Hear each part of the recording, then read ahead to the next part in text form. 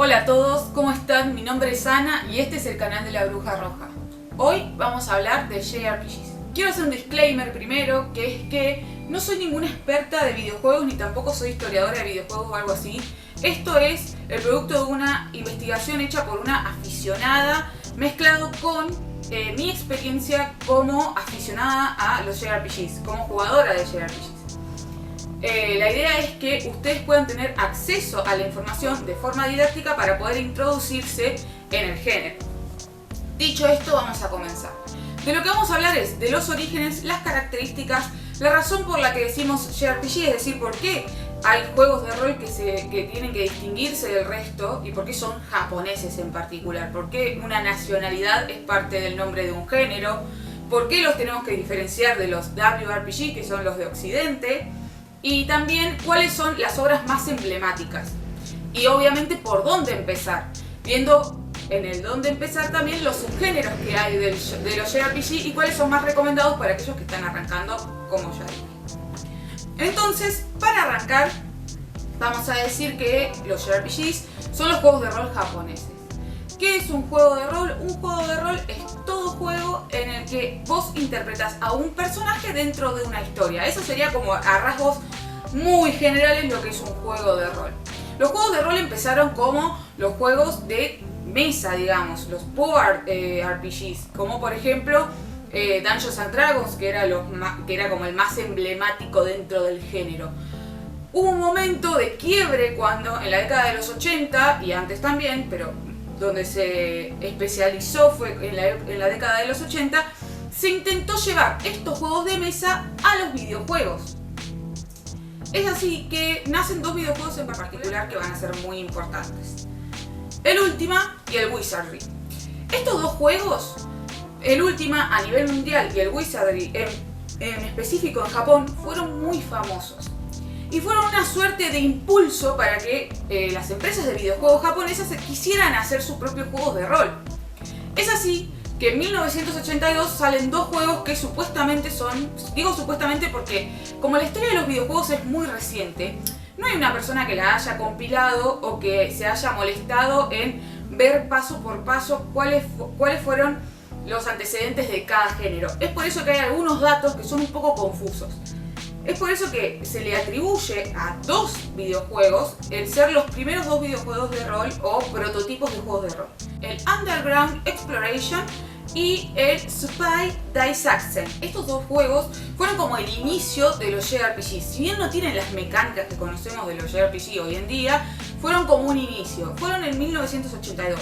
No fue hasta 1986 que salió el primer Dragon Quest que tuvimos por fin a los JRPGs con todas las características que tiene el género. Ahora, quiero detenerme a hablar de las características que tiene el género.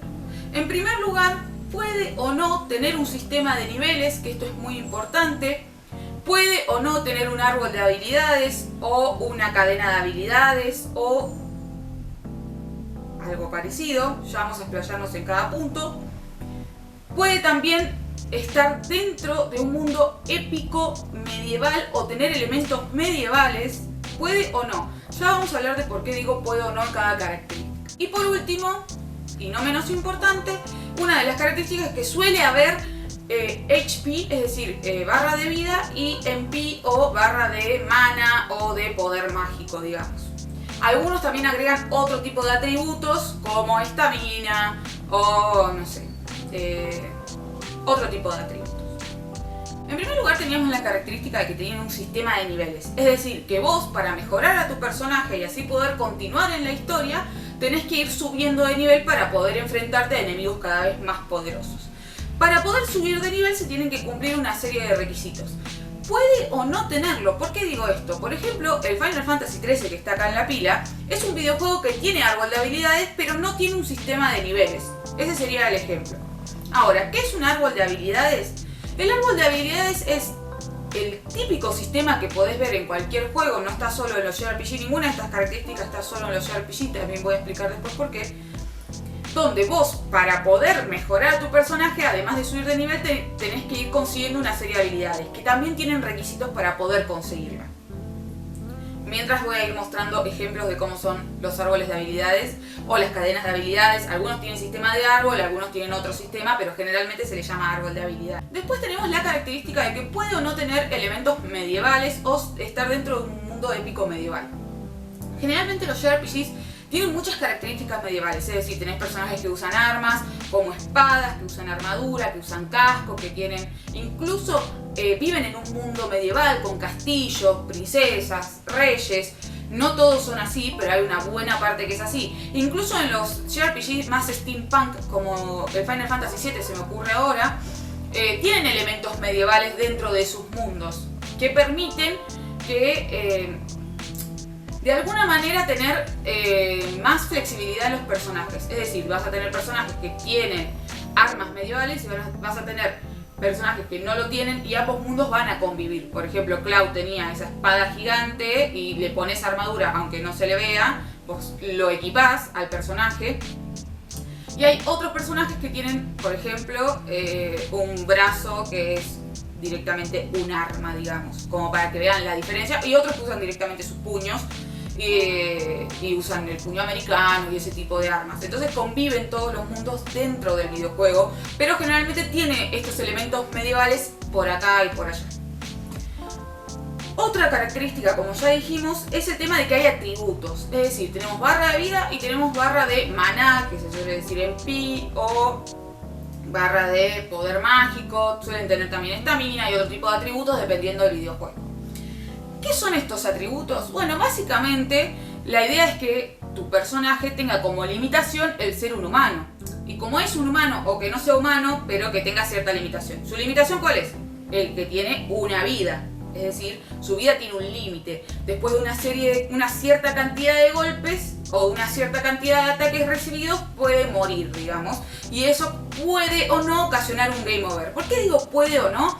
Porque muchas veces pasa en los JRPGs, los que lo jugaron lo saben, es que es parte del juego que te mueras en algunas peleas, pero vos no lo sabés. Entonces de repente te querés morir porque te moriste. Te querés morir porque te moriste. Bueno, en fin, querés morir porque mataron a tu personaje que estaba re bien equipado, o porque no guardaste la partida, porque los JRPGs tienen muchos años y a veces no todos tenían guardado en todos lados, como pasa ahora con el autosave, bendito sea. Pero bueno, eso era un punto aparte. Pueden o no tener atributos. Hay videojuegos que no necesariamente tienen atributos o donde los atributos no son visibles. Hay algunos JRPG antiguos, en especial Action RPG, que capaz no tenían barra de vida. Entonces, o no tenían poder mágico. Directamente podías tirar bolas de fuego, por ejemplo, ilimitadamente. No había un tiempo de casteo, como se llama. El casteo es el tiempo que tarda un personaje en realizar un hechizo. ¿Sí? Esto es como lenguaje técnico de JRPGs o de RPGs en general. Ahora, todos estos elementos fueron elementos que supieron explotar muy bien los japoneses en sus videojuegos. Y es por eso que los distinguimos como un género único. A lo largo del tiempo también Japón supo explotar muy bien otras mecánicas de géneros también creados por ellos, como por ejemplo las visual novels. La visual novel, que es un género que al menos Japón fue el que más lo explotó, supo tomar un montón de cosas de ahí para retroalimentar a los JRPGs y que sean aún más entretenidos. Este es el ejemplo de algunos juegos como los Sakura Taisen o Sakura Wars, como lo conocimos acá en Occidente, que mezcla un dating sim con visual novel con JRPG. Hoy en día también se da mucho en los Persona esto. Como habrán visto, del Persona 3 al Persona 5 es donde se da esta mezcla de visual novel con JRPG. Ahora voy a hablar un poco de lo que es la diferenciación entre los JRPG y los WRPG. Leí por ahí en una de mis fuentes, por cierto yo las fuentes las voy a dejar todas en la cajita de información por si las quieren chequear o quieren ver más de lo que yo digo, porque yo obviamente hice un resumen de todo lo que leí. Es que los WRPG dan como una mayor importancia al personaje principal y vos sos el que crea la historia, mientras que en los JRPG vos manejás un personaje al que tenés que mejorar o requisitos que tenés que cumplir para poder destrabar esa historia que ya está pensada, ya está preconcebida. Pasa que hoy en día, con todo lo que se han retroalimentado tanto los WRPG como los JRPG, es muy difícil decir las diferencias que hay entre cada uno. Hoy tenemos WRPGs como por ejemplo The Witcher, que se parecen mucho a un JRPG o que tienen muchísimas características de los mismos, digamos. Y tenemos un montón de JRPGs que parecen WRPGs. O sea, los Bloodborne y los Dark Souls parecieran WRPGs por la forma en que están hechos, y de todas formas no lo son. Está bien que eso es en la modernidad. En los inicios era mucho más notoria la diferencia. ¿Por qué? Porque los WRPG generalmente eran o Dungeon Crawler en su gran mayoría, o tenían como vista aérea. Tenían una vista aérea, tenían el mana, bueno, si jugaron al Diablo, saben de lo que estoy hablando. Tenían el mana, las habilidades o el inventario en la parte de abajo de la pantalla y era visible para el jugador. Mientras que los JRPGs tenían generalmente un tercera persona, no era vista aérea, sino que era vista del personaje de espaldas. Por suerte en tercera persona, repito, porque odio la primera persona. Y era esa como la línea que seguía.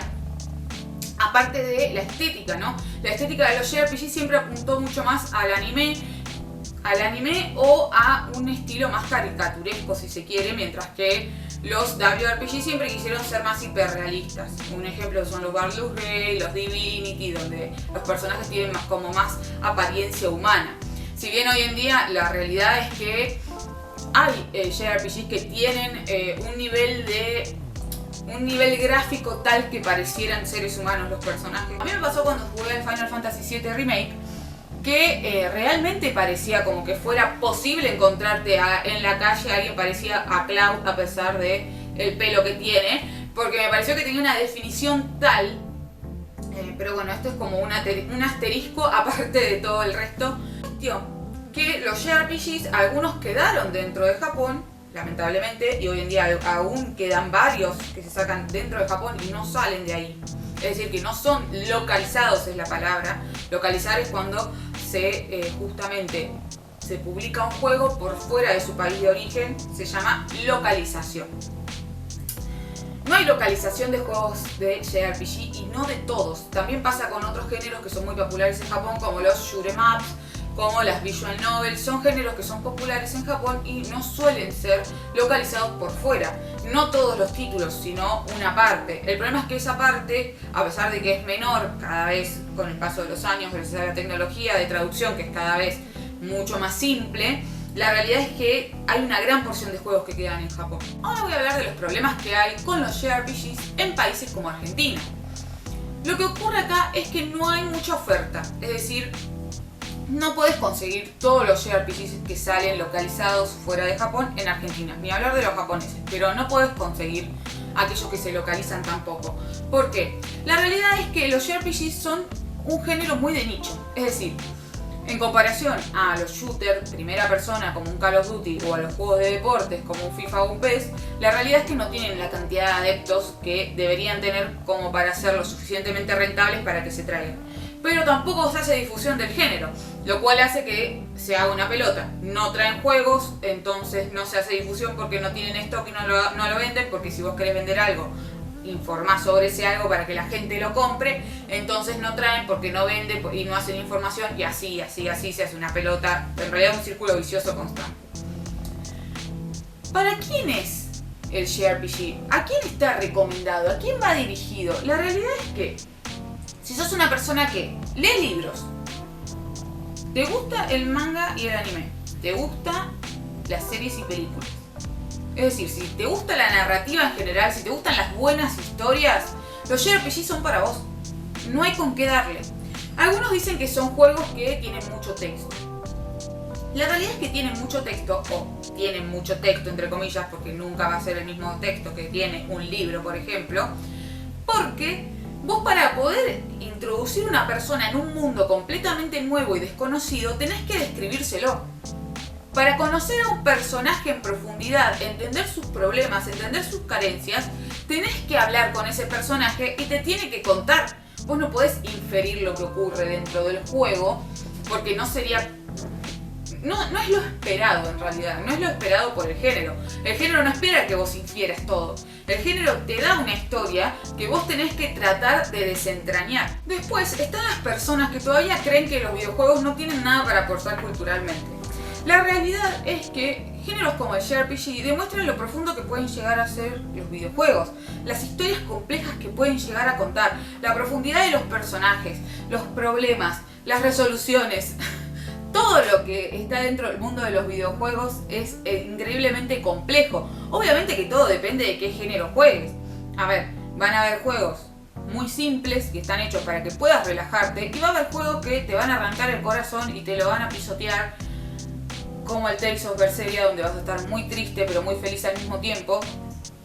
Y son cosas que pasan. ¿Por qué? Porque los videojuegos, al igual que otros medios de entretenimiento, dan muchas posibilidades a los creadores. Es por eso que muchísimos autores de libros, muchísimos mangakas, muchísimos character designers, muchísimos autores de cómics, muchísimos dibujantes, grandes etcétera, muchísimos directores de cine, de series, etcétera, generalmente suelen en algún momento hacer un proyecto con videojuegos.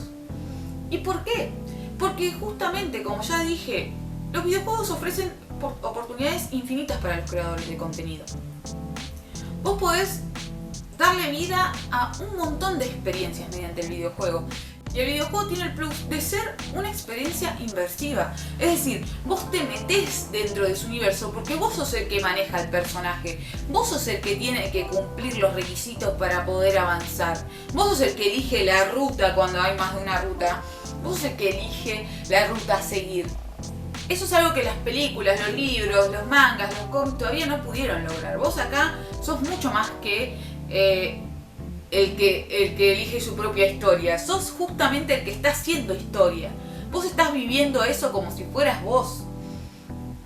Entonces, a veces cuando querés tener ese tipo de experiencia personalizada con tus espectadores, los videojuegos son los que te ofrecen eso. Son los que te ofrecen ese escenario. La verdad es que, más allá de que es un pensamiento de antaño, que todavía lo escucho muchísimo, en especial lo escuché hace muy poco, de hecho, el dueño de una comiquería muy importante, es un mensaje absolutamente erróneo, y más allá de ser erróneo, es ignorante. Porque la realidad es porque sos ignorante porque ignorás que hay videojuegos como los JRPGs que son extremadamente complejos o que pueden llegar a ser extremadamente complejos. Bueno, entonces, ¿cuándo se populariza el género? Como dijimos antes, en 1986, 4 años después de estos proto-JRPGs, salió Dragon Quest. Dragon Quest estaba hecho por Yuji Horii y Akira Toriyama como dibujante. Entonces, ¿qué es Dragon Quest? Es el juego que nos presenta a un héroe que va a salvar al mundo del mal, justamente. La idea es bastante básica. Nos introducen en un mundo de estilo medieval, con castillos, princesas, reyes, un héroe sin nombre, que esto es muy importante. En Dragon Quest los protagonistas no tienen nombre, son héroes. Tienen un nombre canon, al igual que pasa en la mayoría de los JRPGs, pero vos lo podés nombrar como quieras. La cuestión es que Dragon Quest era un videojuego de todas maneras donde vos jugabas solo. No tenías una party. ¿Qué es una party? Es justamente tus compañeros. Nosotros acá le decimos party porque obviamente la party son tus compañeros. O sea, vos en el primer Dragon Quest peleabas absolutamente solo y las peleas eran en primera persona.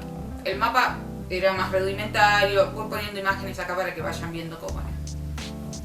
¿Qué pasa? Dragon Quest fue un antes y un después. En 1987, es decir, un año después de que sale Dragon Quest, poco menos de un año, sale Final Fantasy, el primer Final Fantasy, donde acá tenemos la famosa party, es decir, tenemos compañeros, tenemos los héroes de la luz, ¿sí? Un videojuego que tenía sus propias características, en especial la diferencia más grande es que tenías una party en realidad. ¿Y qué pasa? Dragon Quest era de Enix y Final Fantasy era de Square. Hoy en día conocemos la empresa como Square Enix, es decir, que las empresas se fusionaron teniendo las dos más grandes franquicias de videojuegos para ellos. En 1987, además de Final Fantasy, también salió otra saga de videojuegos, pero en computadoras, no en consolas. Piensen que tanto Dragon Quest como Final Fantasy se habían publicado en consolas, pero en Japón tenían su línea de computadoras también, que no eran las mismas que teníamos en Occidente, y donde salió un JRPG, un Action RPG, llamado Ys, una saga de videojuegos que hoy en día sigue vigente. Y se empezó a publicarse dentro del mundo de las computadoras, como ya dije, y era un action, es decir, no era por turnos. Los videojuegos por turnos, que son el Dragon Quest o el Final Fantasy, lo que hacen es congelar la pantalla mientras vos tomás la decisión de qué hacer dentro de tu turno, y congela la pantalla mientras decide qué hace el contrario, que generalmente es la PC manejando al boss o al enemigo. Entonces vos tenés tu tiempo de pensar, digamos, ¿no? Vos tenés como un periodo de tiempo en el que podés decidir qué hacer. Mientras que en el Action RPG vos vas y te pegas, básicamente. Voy a poner acá un videito para que vean qué divertido es, porque tipo es un muñequito así chiquito que va con una espada y hace tuki tuki tuki y es mortal. Bueno, en fin. Entonces tenemos RPGs para consolas, RPGs para computadoras, que ya se estaban consolidando como dentro del género del JRPG. Es decir, Japón ya estaba teniendo una línea propia de RPGs que no eran los mismos que se estaban publicando en Estados Unidos, que eran Dungeon Crawler o que eran de pantalla con vista aérea, como ya dijimos, como que no eran de la misma línea. En 1987 también es el año en que surge el primer juego de lo que va a ser después la saga SMT, como se abrevia, o Megaten, es decir, Shin Megami Tensei, que es Digital Devil Story Megami Tensei, que fueron los precursores del género Monster Tamer o Monster Catching o Monster Catcher, que es este género en donde vos tenés que coleccionar o atrapar monstruos. Pero ¿qué pasa? Este género no explotó hasta 1996. ¿Qué fue lo que pasó? Salió Pokémon. Pokémon es hoy en día el JRPG más vendido en la historia. Es decir, la saga de videojuegos de JRPG más vendida en la historia. Y el subgénero que utiliza es el, justamente, Monster Tamer o Monster Catching. ¿Qué pasa? Megaten, si bien fue el que creó el género, Pokémon fue el que lo popularizó. Esa es la diferencia. Obviamente todos estos juegos que estoy diciendo fueron los primeros, los que dieron pautas a seguir para el resto de los videojuegos, los que sentaron las bases. Después hubo otras sagas infinitamente famosas, Monster Hunter, The Legend of Heroes, obviamente estas 4 sagas que les digo, Megaten, Ys, Final Fantasy y Dragon Quest, siguieron sacando secuelas porque seguían vendiendo. Dragon Quest, Final Fantasy, Ys, Pokémon, Megaten, fueron en algún momento localizadas, que eso es algo muy importante. Fueron JRPGs que salieron del país. Juegos netamente japoneses que se estaban vendiendo fuera de Japón. Algunos con un cambio de nombre, como por ejemplo Dragon Quest se llamó Dragon Warrior y tenía otra estética, lo mismo con el Final Fantasy. De hecho se hicieron videojuegos de JRPGs para introducir al público occidental al género, como por ejemplo el Final Fantasy Mystic Quest. Y a su vez todos estos videojuegos ya nombrados tuvieron subsagas, que esto es algo muy importante. Es decir, el universo de videojuegos creció tanto que terminaron teniendo subsagas dentro de sagas. Así como Shin Megami Tensei tiene los Digital Devil Saga, el Raido Kusunoha, los Persona, los Legend of Heroes tienen los Ao no Kiseki, los Trails of Cold Steel, los Trails in the Sky. Y así también, como dije recién, hay un montón de JRPGs que no fueron localizados fuera de Japón y que ni siquiera tienen una traducción hecha por fans. Es decir, que a nadie le interesa, porque obviamente tiene que haber un interés para que se traduzcan, que a nadie le interesa que sean traducidos o que no hay una demanda suficiente como para que sean traducidos. Este es el caso de los primeros juegos de Atelier. Solamente tenemos traducidos los primeros 2 juegos en pack.